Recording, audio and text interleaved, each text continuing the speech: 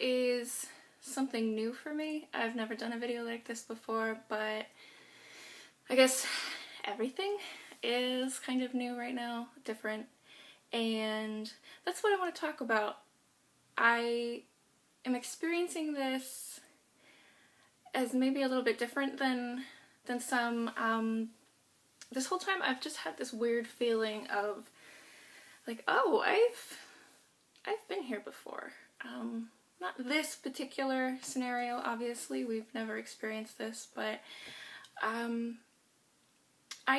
have experienced a couple times in my adult life of just feeling like the structure of my world as I knew it and as I expected it to exist so that I could function, watching that come apart rather rapidly.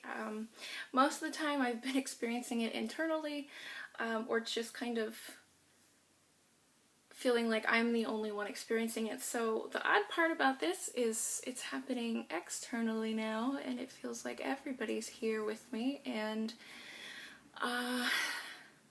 there's one really important thing that I learned early in my journey that proved to be foundational to all the growth that happened after that. So one of the things I'm thinking about and I'm looking for as I'm watching all this happen is, first of all, we are creatures that are wired for predictability, and that's our source of comfort. There's something in our brain that just really loves routine and needs routine, so that it can think about other things. So as soon as our expectations for what the world is going to be like, as soon as those change, it throws our whole mental inner world into chaos, because now everything's new and things that are new are a potential threat. So it's normal to feel really disoriented right now, to really feel like you don't know who you are or what to do, or feeling really anxious and afraid of what's next. That's normal. It doesn't mean that something bad is going to happen. It just means that your inner formula for whether or not you know you're okay, some of those elements have been taken away. And so we don't know what to replace them with yet. Like, how do we know we're okay? And that's a lot of what I wanted to talk about today. The other thing that's normal, or the other thing that's happening, is when you have a lot of predictable structure, that means that there won't be a lot of unpredictable elements, but that also means that there isn't going to be growth or change. So in order for there to be growth and change, you have to throw in a little bit of chaos, and that's going to be painful. So I'm not one of those people, I'm definitely not one of those people right now saying like, you know, God sent us this to teach us a lesson, or, you know, that this is a good thing because good things are going to come from it. I'm not one of those people. I am somebody who firmly believes that change is going to come no matter what we do. And it's always going to be uncomfortable. The question and the thing we have control over is how we respond, and whether or not we're going to flow with it, or if we're just going to fight it and fight it and fight it and create tension. So what I'd like to give you is a tool that isn't really about addressing any of the stuff that's going on right now. Isn't necessarily about fighting back, or even necessarily going to ease your anxiety or make you feel right away like, oh yeah, everything's fine, I'm gonna be fine.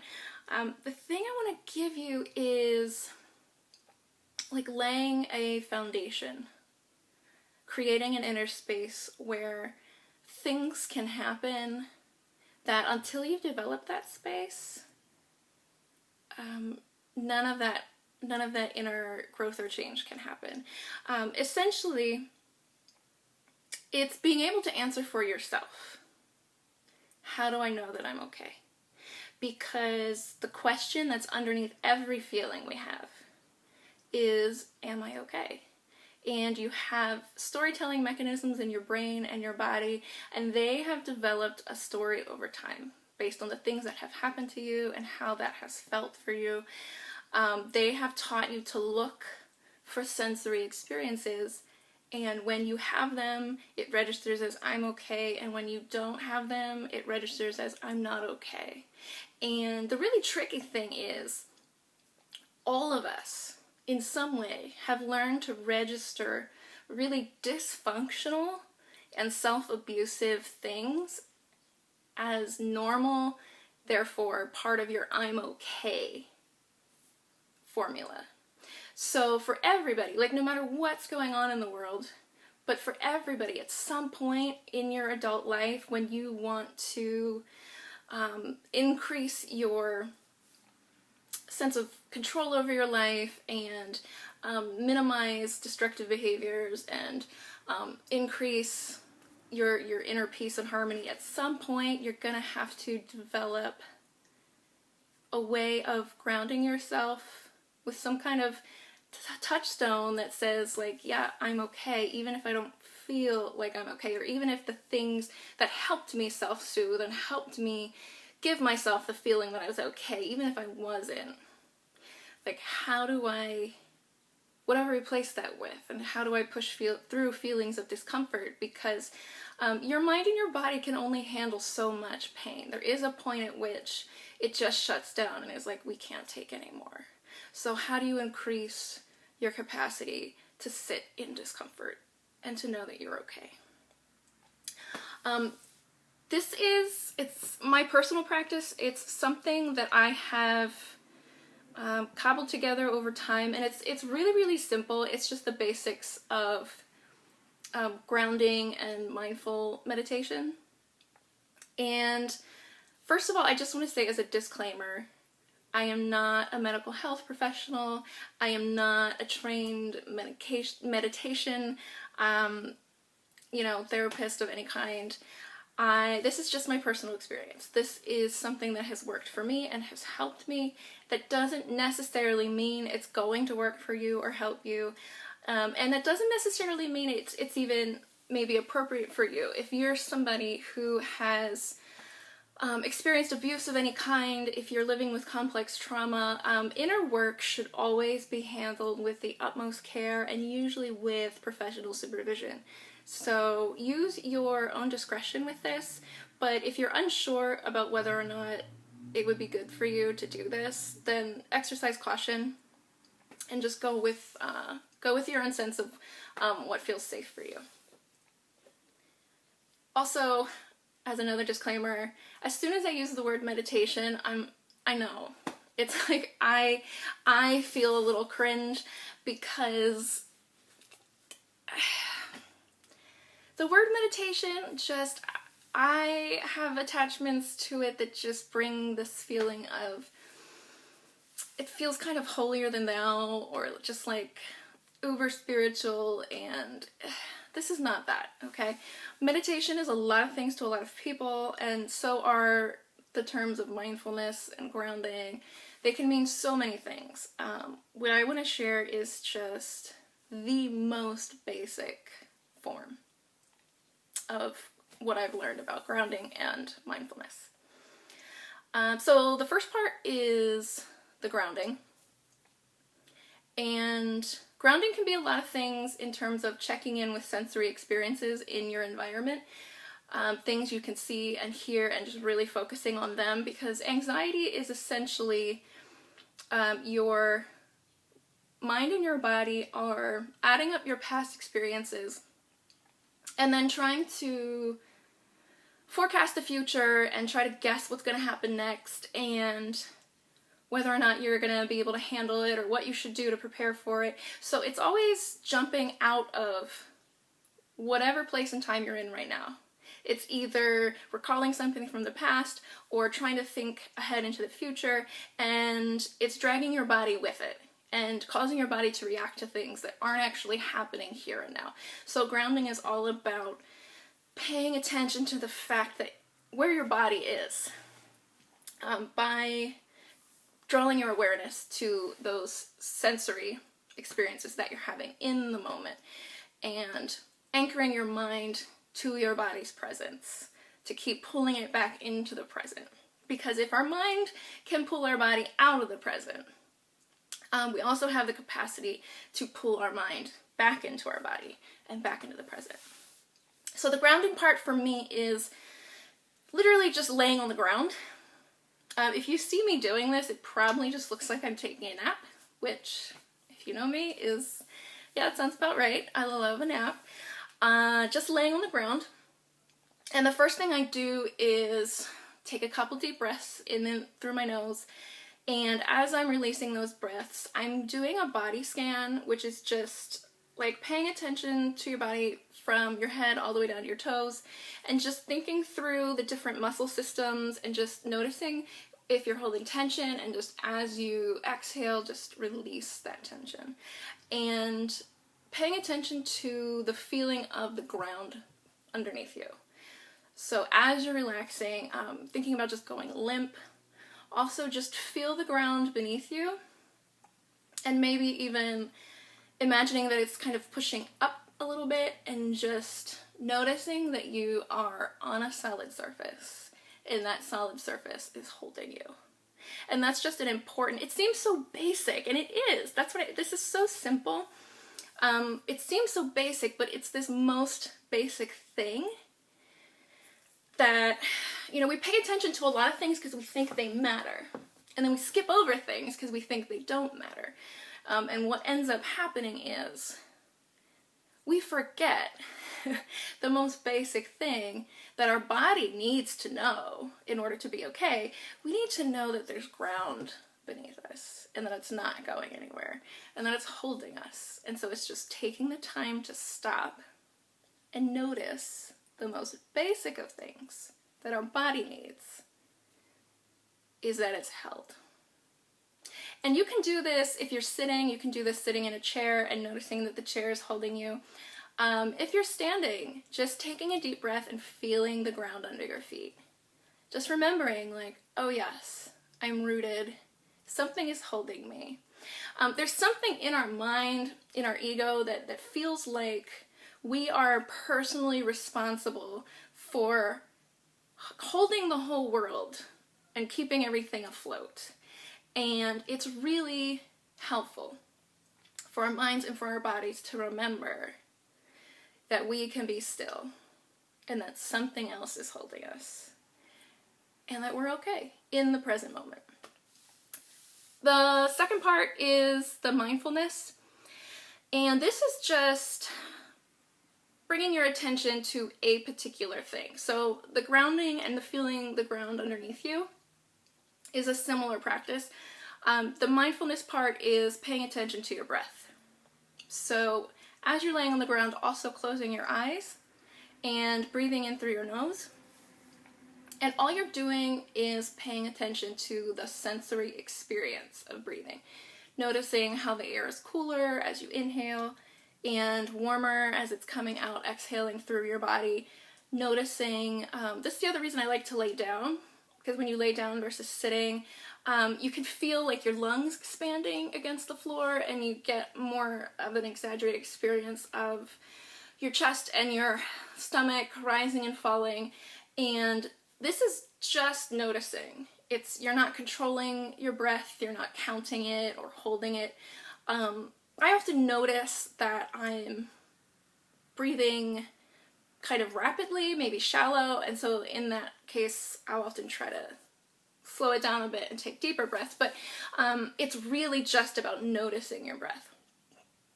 And that's it. Laying on the ground, relaxing your muscles into the ground, and noticing the ground is holding you, and noticing your breath. That's it. And yes, it sounds really simple, but that's actually the catch, because our brains, well, okay, I came to this because I had undiagnosed ADHD. I got my diagnosis when I was 27, and things were already coming apart at the seams for me, because I have this brain that races and this body that just wants to fidget and won't stop. And I didn't know how to stop.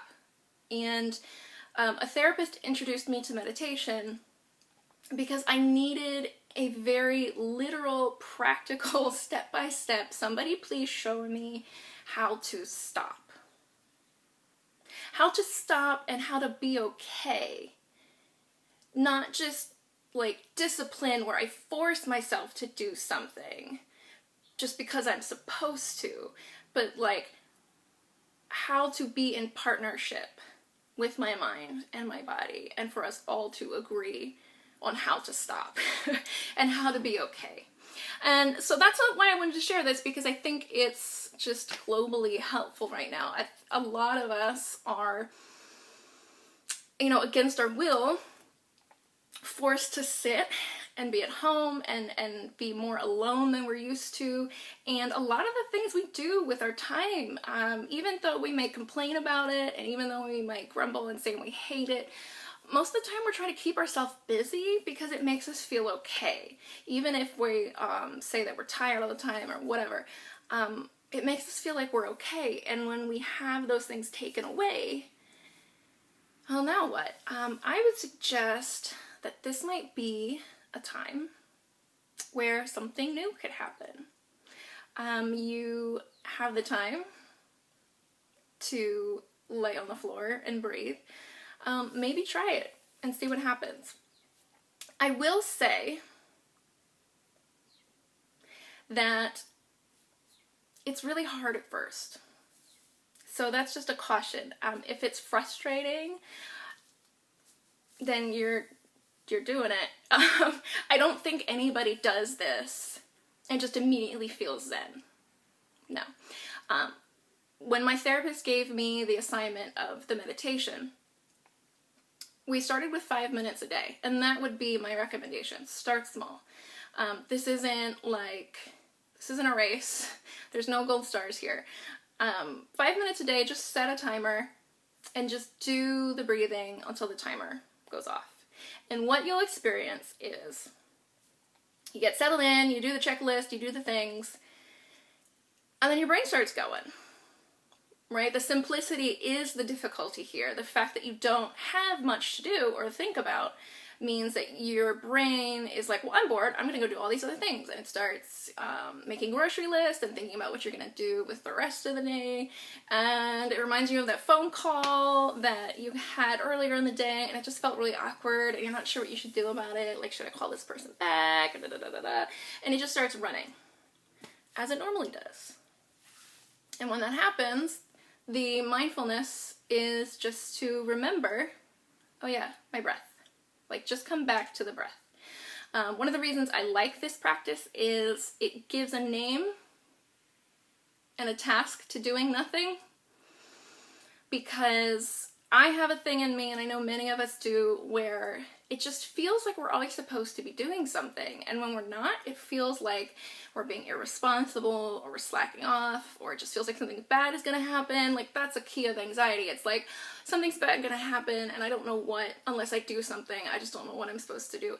This gives you a name for what you're doing and makes it meaningful. That's where I think the meditation term comes in handy. It can be a thing that like pushes people away because they're like, oh, meditation, that's not for me. But in the moment, it can give it a sense of value of like, oh no, I'm doing something. I'm meditating. So when your mind starts to wander, the task is just to remember, oh yes, I'm meditating, and come back to your breath. And I just go back and forth between the ground beneath me, the air in and the air out, and the ground beneath me, and the air in and the air out. And start with 5 minutes a day, and it really is important to do it every day. It's such a tiny thing, but it's one of those things that it's doing a tiny little thing every day, that over time, at some point, I feel like it was about 3 or 4 weeks in, at some point it just clicks. It just clicks. Like, it's like training a puppy, and your brain is the puppy, and you're trying to teach it how to heal, and it's just small consistency every day, consistency. Your brain will get the memo. It really will. If my squirrely brain can figure out how to meditate, honey, there's hope for anybody. So I did 5 minutes for 2 weeks, and then I did 10 minutes, and then eventually on my own expanded to half an hour, and that's where I stayed for a while. And when I went back after the first 2 weeks, my therapist asked, like, so how was it? I was like, I hated it. It just felt stupid. Like, I just felt like, what am I doing? I'm not accomplishing anything. And I also realized over time that at first I felt really frustrated because one of the things I was recovering from was perfectionism and like this addiction to achievement. And in that space, I was just like nothing's happening here. Where's the score sheet? Like, how do I know if I'm doing this well? Like, I expected to get in there and feel like transcendent, or like, did I achieve peace yet? You know, like, I was just kind of like, oh, it's just sitting here. Like, oh, this is it. Cool. Like, no, this is dumb. But because somebody else gave me the assignment and said, do this, it'll be good for you, I did it. I stuck it out, and turns out it was good for me. After about 3 or 4 weeks, my brain finally got the message. Something clicked, and I don't know how to describe it. It's not exploding comets, transcendence. It's just this window opened up, and I realized there was this inner space, and it had been there the whole time. It was just all this other noise and chaos that was going on over top of it that I couldn't sink down into that space. And once I realized I could, and it was there, well, then it became a lot easier to go back to that every day. And I'll be honest, I mean, I haven't done it recently. The practice has kind of changed, whereas I just kind of like jump through the window right away now and like do other stuff in that inner space. So I probably should go back to basics, and I'm Scout's honor, I'm gonna do that since I'm posting this video. But yeah, there's a space in there where you get to access what people call your inner observer. You learn to realize that you're not your thoughts and you're not your feelings. Those are just things that are happening and they matter, but there's also a version of you on the inside, the inner observer, that is able to step back and just watch those things happen, and to observe them with curiosity instead of judgment, and also to not necessarily believe everything that you think and feel, and just to be able to learn from those things instead of being pulled around by them. It's not, I mean, I'm not saying that as somebody like, oh, I've arrived. Like, obviously, I still have my days, but I know that I have this tool and I have that space. That's really, really powerful. I think those of us that are freaking out the most right now, I mean, I still feel that physical anxiety, and I still feel the grief of like the things that aren't going to happen that I wish would, but I also have this faith of having been through something like this before, where it's like, oh, everything is coming undone. I know that I'm going to come out the other side of this, and that it's going to be okay, and that I'm going to figure something out. And how do I know that? Well, partially because I've been there before, but also because I have this inner space. In your mind's equation, when it's building that equation of how do I know if I'm okay, it's adding up your past experiences and plugging that into what it foresees happening in the future, and making a determination of whether or not you have the capacity to deal with whatever's going on around you. And if you have never programmed into that equation a sensory experience, one that you're actively engaging in and aware of, a sensory experience where you are still, where you're not doing anything, where you're still, and you're okay. And you're noticing that. If you have never had that experience, that's why a lot of us freak out when our external comforts go away. Because the way we knew to be okay was by doing things. That's how we got all of our neurochemicals going, right? So what do you do when that goes away? Well, it's really, really powerful to have a practice that you can do anytime, anywhere. And it's really simple and it's really short. And just knowing that you have the capacity to give yourself a sensory experience of being okay. That's a big deal. That's really powerful. That gives you the courage to know that, yeah, this is uncomfortable. Yes. But it's not going to be the end of me. Yeah. And I would encourage you that if you stick with this and you're able to like open up that inner window and just be present with yourself, there is a wisdom in that space that you will walk out of this space and time in history and feel like you really grew with it instead of just feeling the whole time like you were going down with the Titanic. I don't want to minimize the stress and the very, very real life and death difficulty of what's going on right now. This isn't necessarily about feeling zen and transcendent. This is about how do I take responsibility for my inner world right now? How do I take responsibility for whether or not I'm okay? Yeah. So, I really hope that helps. If you try it, and if it helps you at all, I'd really love to hear about it.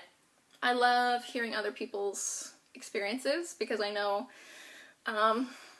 everybody's inner world is a little bit different, so everything is a little bit different for people, and sometimes, you know, something different works for you, and that might help other people. Oh, one thing I forgot about, if you have a weighted blanket, I would suggest using that as well. I happen to have one. I really love it, and yeah, it helps with this feeling of groundedness. So yeah, usually when I'm laying on the floor doing this intentionally, I have my weighted blanket with me. But, all right. That's it. I hope you all are staying well and staying at home, and we're gonna get through this, y'all. All right. Love ya. Bye.